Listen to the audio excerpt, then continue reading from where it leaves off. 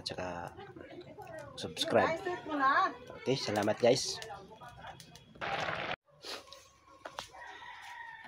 So ngayon guys, ito susubukan natin panggatong itong bunga ng mahogany.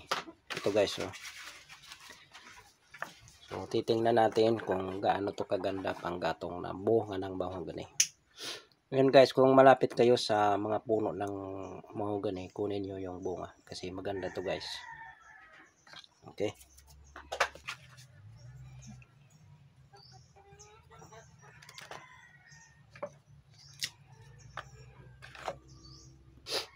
Yan na siya guys. Hindi siya mausok guys. So hindi katulad ng kahoy na grabing usok. Guys, oh. So ang kagandahan nito guys kasi para siyang uling. So, makita naman nyo, oh, halos wala siyang usok.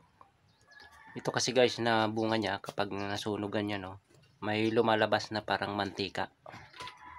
Na yun ang mas nagpapalakas ng apoy. Para siyang uling guys. Sobrang tipid guys, oh. Bale 10 piraso lang yan guys, oh.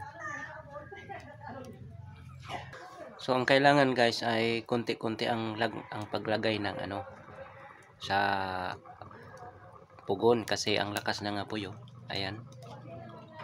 Lampas sa kaldero.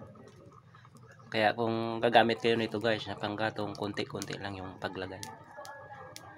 Para makontrol yung yung apoy. Yan na siya guys, oh. Sobrang tipid talaga niya guys. Panggatong. Yan.